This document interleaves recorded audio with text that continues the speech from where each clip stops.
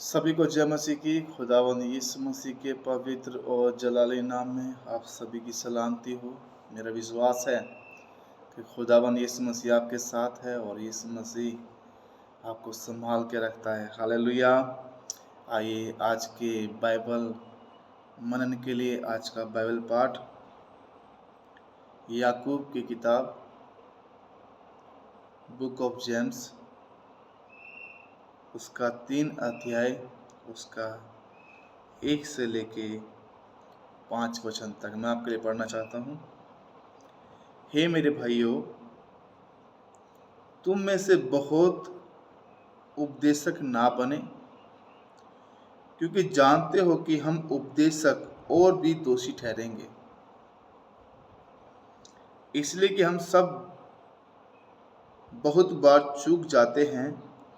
जो कोई वचन में नहीं चूकता वही तो सिद्ध मनुष्य है और सारी देह पे लगाम लगा सकता है। जब हम अपने वश में करने के लिए घोड़ों के मुंह में लगाम लगाते हैं तो हम उनकी सारी देह को भी घुमा सकते हैं। 4 वचन। देखो, जहाज भी यद्यपि ऐसे बड़े होते हैं और प्रचंड वायु से चलाए जाते हैं तो भी एक छोटी सी पतवार के द्वारा मांझी की इच्छा के अनुसार घुमाए जाते हैं। 5 वचन। वैसे ही जीव भी एक छोटा सा अंग है और बड़ी बड़ी डींग मारती है। देखो, थोड़ी सी आग से कितने बड़े वन में आग लग जाती है। मेरे प्रिय लोगों, खुदावंद यीशु मसीह के वचन में लिखा है कि ज़्यादा लोग उपदेशक ना बने, क्योंकि खुदा कह रहा है कि जो हम उपदेशक लोग हैं और भी दोषी ठहरेंगे। क्यों ठहरेंगे? क्योंकि हम जो वचन बोलते हैं उसको फॉलो नहीं करते। जो वचन हम प्रचार करते हैं वो अपनी ज़िंदगी में लागू नहीं करते। जो हम बाइबल को पढ़ते हैं उसको अपनी ज़िंदगी में लागू नहीं करते। इसीलिए परमेश्वर का वचन कह रहा है कि ज़्यादा लोग उपदेशक ना बने, क्योंकि ज़्यादातर जो लोग उपदेशक हैं, प्रचारक हैं, दोषी ठहराए जाएंगे। क्योंकि वो अपने जीवन में जो प्रचार करते हैं, कम ही लोग हैं जो उसको फॉलो भी करते हैं। तो इसीलिए खुदावंद यीशु मसीह का वचन कहता है पहले वचन में, हे मेरे भाइयों, तुम में से बहुत उपदेशक ना बने, क्योंकि जानते हो, हम जानते हैं, एवरीवन जो खुदावंद यीशु मसीह का प्रचार करता है वो जानता है, अगर मैं अपने आप को इस वचन के अनुसार नहीं चलाऊंगा तो मैं दोषी ठहरूंगा। तो इसलिए हम जो उपदेश दे रहे हैं, हमें पहले अपने आप को जांच लेना है और परख लेना है और फिर उस प्रचार को, उस उपदेश को अपने लोगों के साथ शेयर करना है। मान लीजिए एक शराबी है, उदाहरण के लिए एक शराबी है और उसके पड़ोस में कोई शराब पीता है। तो मान लीजिए ये शराबी है, दूसरे शराबी को जाके नहीं बोल सकता कि भाई शराब छोड़ दे, क्योंकि वो आप पीता है। इसीलिए मेरे भाइयों, खुदावंद यीशु मसीह का वचन कहता है, साफ साफ कहता है कि ज़्यादातर उपदेश मैं उपदेश करने वालों के खिलाफ में नहीं हूँ, लेकिन मैं कहता हूँ, वचन कहता है कि ज़्यादातर लोग उपदेशक ना बने, क्योंकि सबसे ज़्यादा दोषी वही ठहराए जाएंगे। क्या मतलब है इसका? आज लोग उपदेश करते हैं कि हम हमारे द्वारा कोई गलत काम ना हो, और जब हम उनकी ज़िंदगी को देखते हैं तो सबसे ज़्यादा वो पाप में है, गुनाहों में है, उनकी बोली चाली सही नहीं है, उनका देखना रहना बैठना सही नहीं है। इसीलिए खुदावंद कह रहा है कि ज़्यादा जो उपदेशक हैं उन पे ज़्यादा उनसे हिसाब लिया जाएगा। हालेलुया। तो इसीलिए हमारे पास अगर हम उपदेशक हैं तो सबसे ज़्यादा हिसाब भी मुझसे और आपसे लिया जाएगा। तो इसलिए मेरे भाइयों, मेरी बहनों, खुदावन यीशु मसीह का आज वचन यही सिखाता है कि हमें अपने आप को जांचना और परखना है। दूसरों को बोलने से पहले, दूसरों को प्रचार करने से पहले अपने आप की जिंदगी में झांकना है और देखना है कि क्या आज मैं जो प्रचार करने के लिए जा रहा हूँ वो प्रचार मैं इसमें इन्वॉल्व हूँ, क्या ये मेरी जिंदगी में लागू होता है। अगर मेरी जिंदगी में लागू नहीं होता उस प्रचार को मत कीजिए।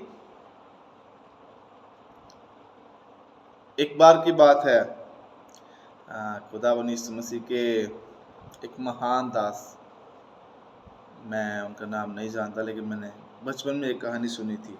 जब मैं यीशु मसीह में आया था तो मैं 17 साल का था, उस समय मैंने एक कहानी सुनी, बचपन में बोल रहा हूँ। तो एक पास्टर जी अपनी वाइफ को घर में बहुत प्यार करते हैं। घर में मतलब कि प्यार नहीं करते, घर में बहुत बोलते हैं, उसको मारते कूटते हैं और ऐसी ऐसी बातें बोलते हैं जो बोलनी नहीं चाहिए। लेकिन जो पास्टर जी चर्च में आते हैं और चर्च में जब वो आते हैं तो बहुत अच्छा प्रचार करते हैं कि प्रेम करना चाहिए, एक दूसरे के साथ मिलाप के साथ रहना चाहिए और एक दूसरे की माननी चाहिए। लेकिन जो घर में जाते हैं वो अपनी पत्नी से 1% भी प्यार नहीं करते, अपने परिवार से 1% भी प्यार नहीं करते। तो वचन क्या कहता है कि जो दास और दासी अपने परिवार का ही प्रबंध नहीं कर सकते, तीमुथियुस की किताब में लिखा है कि तो वो दास कलीसिया को कभी नहीं संभाल सकता। तो जब वो चर्च में जाते थे बहुत अच्छा प्रचार करते थे और लोग बहुत वाहवाही करते थे, लेकिन जब घर में आते थे तो घर में वो अपनी पत्नी के साथ बहुत बुरा बर्ताव करते थे। तो एक दिन क्या हुआ कि पास्टर जी प्रचार कर रहे हैं एतवार के दिन, और जब प्रचार हो रहा है, प्रचार होते होते तो उनकी पत्नी ने उनका बिस्तर, उनकी जो सारी चीज़ें, कपड़े वगैरह एक ट्राली में या एक मान लीजिए एक छोटे हाथी में या मतलब कि किसी माध्यम के द्वारा उस चर्च में पहुंचा दिया और सब लोग देख रहे हैं। बोले ये क्या सामान यहाँ पर लेके आ रहे हैं चर्च के अंदर। तो एक साइड में वो सारा सामान रख दिया गया और पास्टर जी ने पूछा ये क्या सिस्टम है, क्या क्या चल रहा है ये। तो बोला कि आपकी पत्नी ने मतलब कि ये सामान भेजा है। जब ये बात हो रही थी तो पीछे से पत्नी भी आ गई। बोले पास्टर जी आप ना यहीं पर रहो, क्योंकि आप चर्च में ही अच्छे लगते हो, चर्च में अच्छी बातें करते हो, चर्च में लोगों से प्यार की बातें करते हो, अच्छे रहते हो, तो आप यहीं पर रहो, हम दोनों यहीं पे चर्च में रहेंगे ताकि शायद आप मुझे प्यार करो और आप मेरी फीलिंग को समझो और आप मुझसे अच्छा बर्ताव करो। तो सभी लोग हैरान हो गए। इसीलिए मेरे भाइयों और मेरी बहनों, हमारा जो वचन हमें करना है उसके लिए अपने आप को पहले प्रिपेयर करें, अपने आप को जांचें परखें, फिर ही हम खुदावंद यीशु मसीह के नाम में आगे बढ़ें और लोगों को सिखाएं। जब तक हमारी ज़िंदगी में कोई गवाही नहीं है, जब तक हमारी ज़िंदगी में कोई चेंजेस नहीं है, तो कभी भी हम जो प्रचारक हैं प्रचार नहीं कर पाएंगे। तो 5वें वचन में लिखा है, वैसे ही जीभ भी एक छोटा सा अंग है और बड़ी बड़ी डींगे मारती है। मेरे प्रिय भाइयों और बहनों, यहाँ पर लिखा है कि जीभ एक छोटा सा अंग है लेकिन बड़ी बड़ी डींगे मारती है। क्यों मारती है? इसके द्वारा बहुत सारे जो घर हैं, चाहे पास्टर हो, चाहे विश्वासी हो, चाहे गैर विश्वासी हो, इस जीभ के छोटे से जीभ के द्वारा आज बड़े बड़े रिश्ते बिखरते जा रहे हैं, बड़े बड़े रिश्ते टूटते जा रहे हैं। लोगों की आज बन नहीं रही। क्यों नहीं बन रही? इस जीभ पे हमारा लगाम नहीं है। कहते हैं कि घोड़े को हम लगाम के द्वारा जहां मर्जी उसको मोड़ सकते हैं। एक बड़े बड़े जहाज को हम एक छोटे से पतवार के द्वारा जो जैसे माजी चाहता है वैसे मोड़ देता है। लेकिन इस जीव को, ये छोटा सा अंग है, ये पूरे शरीर में आग लगा देती है। आप बहुत स्मार्ट हो, बहुत अच्छी दिखने में बहुत अच्छे हो, आप बहुत अच्छे दिखते हो, कोई बात नहीं है, लेकिन अगर आपकी बोली अच्छी नहीं है, आपका बोलना चालना अच्छा नहीं है, तो कोई मैटर नहीं करता। आप अक्षय कुमार दिखते होंगे, कोई मैटर नहीं करता, कोई लोग आपको पसंद नहीं करेंगे। लोग चाहते हैं कि लोग हमसे इज्जत के साथ बात करें, लोग चाहते हैं कि हमें इज्जत मिले। बाइबल कहती है जैसा तुम बोओगे वैसा ही काटना पड़ेगा। आज हम इज्जत बो रहे हैं तो आपको इज्जत मिलेगी। आज हम अच्छी तरह से बोल रहे हैं तो हमको अच्छी तरह से आगे रिटर्न मिलेगा, आगे से अच्छा जवाब मिलेगा। अगर हम अपनी जीभ के द्वारा गलत बोल रहे हैं तो मेरे प्रिय लोगों, आपको गलत ही सुनने को मिलेगा, ना कि अच्छा सुनने को मिलेगा। क्योंकि बाइबल बयान करती है, जैसा बीज हम खेत में डालते हैं, जैसा बीज हम खेत में बीजते हैं, वैसा ही हमें फल लेने की उम्मीद होती है। अच्छा बीज बीजोगे। बीज बहुत प्रकार के होते हैं।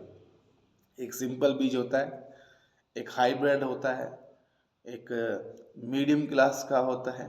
जैसा हम चाहते हैं वैसा फल लेने के लिए हमें वैसा ही बीज बोना पड़ेगा। मैं अपनी तारीफ नहीं करता, लेकिन खुदा यीशु मसीह में खुदा का फजल है।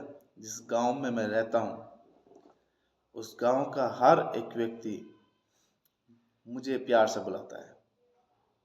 तो मैं कभी अपने गांव के लोगों से कोई ऐसा नहीं बोला कि उनको ठेस लगे। हर एक व्यक्ति जब मुझे देखता है वो प्यार से, जो भी वो अपने सत श्री अकाल बुलाते हैं और जय मसीह की बुलाते हैं, और जो भी उनका बुलाने का स्टाइल है, लेकिन वो मुझे प्यार से मिलते हैं और प्यार से बुलाते हैं। आज मैं आपसे पूछना चाहता हूँ, क्या हमारा जीवन परमेश्वर के वचन के अनुसार है? हम सिर्फ बोलने वाले ना हो। अगर आप बोलने वाले हो, करने वाले नहीं हो, तो आपके लिए स्वर्ग का राज नहीं है।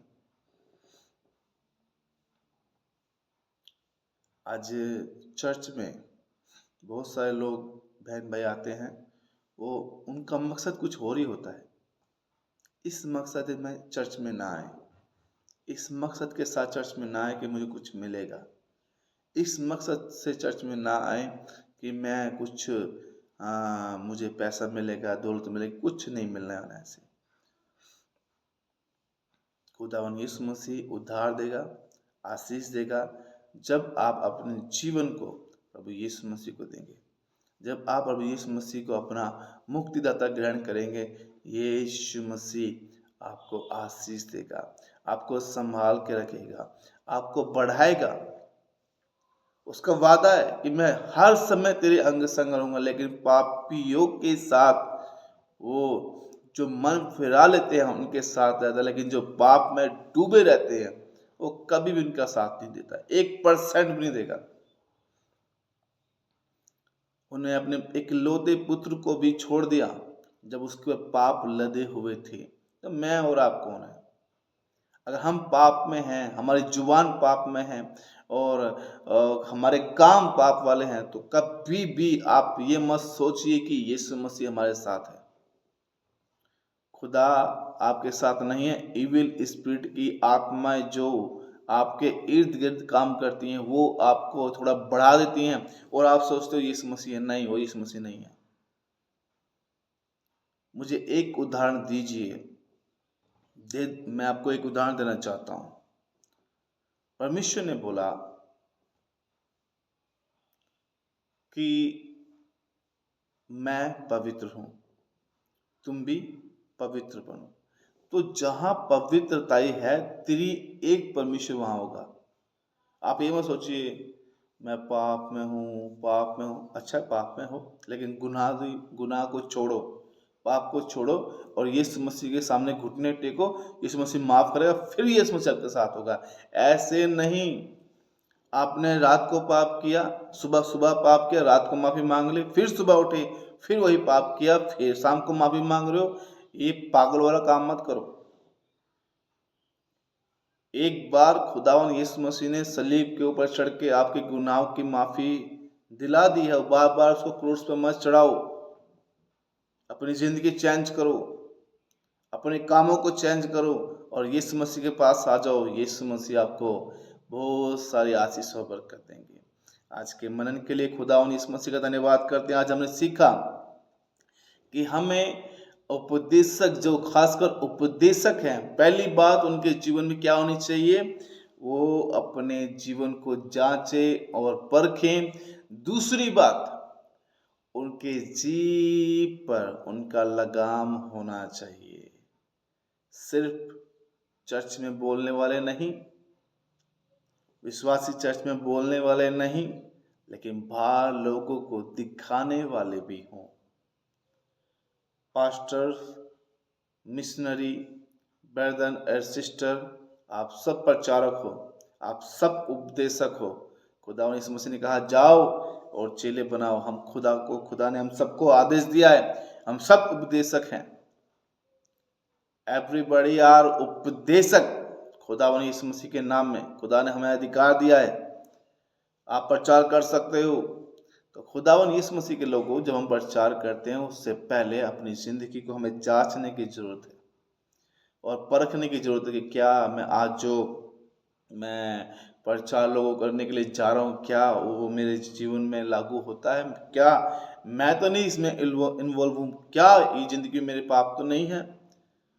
हमें अपने आप को जांचना है, फिर हमें अपने मुंह के ऊपर लगाम रखना है। प्यारी भाषा बोलो, मीठी भाषा बोलो और हमारे क्या बोलते हैं, मुंह के अंदर मिठास होनी चाहिए। बाइबल कहते हैं क्या ही धन्य है वो लोग जो सुसमाचार को लेके जाते हैं, क्या ही सुहावने हैं उनके पैर जो सुसमाचार को लेके जाते हैं। खुदा ने धन्य कहा क्या ही सुहावने। एक तो सुहावना होता है, एक तो अच्छा होता है, लेकिन एक बहुत अच्छा होता है। क्या ही सुहावने हैं वो पैर जो सुसमाचार के संदेश को लेके जाते हैं। कैसे लेके जाओगे इस संदेश को, कैसे यीशु मसीह को प्रेजेंट करोगे, कैसे यीशु मसीह को प्रचार करोगे अगर हम आप ही उस पाप उस गुनाह में हैं, तो कैसे हम यीशु मसीह को प्रेजेंट करेंगे। खुदा यीशु मसीह के लोगों में आपसे एक क्वेश्चन करके जाता हूँ। आप प्रचारक हो, आप उपदेशक हो, कैसे आप लोगों में खुदावन यीशु मसीह को प्रेजेंट कर रहे हो। क्या लोग ये तो नहीं कहते कि ये आप इस पाप में हैं, ये आप तो ऐसे बोलता है और हमें सिखा रहा है। ऐसा लोग कभी ना बोल सके। जो आप सिखा रहे हो उससे पहले वो आपकी ज़िंदगी में होना चाहिए, तब ही खुदावन का वचन प्रभावित तरीके से आपको जो आप बोलोगे लोगों के जीवन में काम करेगा। आइए अपनी आंखों को बंद के प्रार्थना करेंगे। महान परमेश्वर पिता, आपका धन्यवाद, आपकी तारीफ करते हैं और वो प्रार्थना करते हैं खुदावन खासकर आज के वचन के लिए जो आपने हमें दिया। आपका धन्यवाद, आपकी तारीफ करते हैं खुदा। प्रार्थना करते हैं आज का वचन हमें ज्ञान दे, समझ दे, खुदा हमें समझाए, ताकि मेरे खुदा हम आगे बढ़ते जाएं और आपके नाम की बढ़ाई करते जाएं। धन्यवाद करते हैं खुदा। आप मेरे बहन भाइयों को जो इस वीडियो को देखेंगे खुदा आशीष कीजिए, आशीष कीजिए और धन्यवाद करते हैं मेरे खुदा। धन्यवाद के साथ प्रार्थना यीशु मसीह के नाम मांगते हैं, आमीन आमीन। आप सभी से रिक्वेस्ट है जो इस वीडियो को देखेंगे प्लीज़ लास्ट तक देखें और खुदा यीशु मसीह आपको आशीष दे। और मैं चाहता हूं कि इस वीडियो को लाइक कीजिए और शेयर कीजिए, मेरे चैनल को सब्सक्राइब कीजिए, ताकि मैं खुदा यीशु मसीह में और आपके लिए अच्छे अच्छे मैसेज को लेके आ सकूं, ताकि खुदा यीशु मसीह आपको आशीष और बरकत दे। और मेरे प्रिय लोगों, इस चैनल को सब्सक्राइब कीजिए, वीडियो को लाइक कीजिए और शेयर कीजिए और कमेंट कीजिए, ताकि खुदावंद यीशु मसीह हम सबको आशीष और बरकत दे। सभी को जय मसीह की। खुदावंद यीशु मसीह तानु आशीष और बरकत दे। सभी को जय मसीह।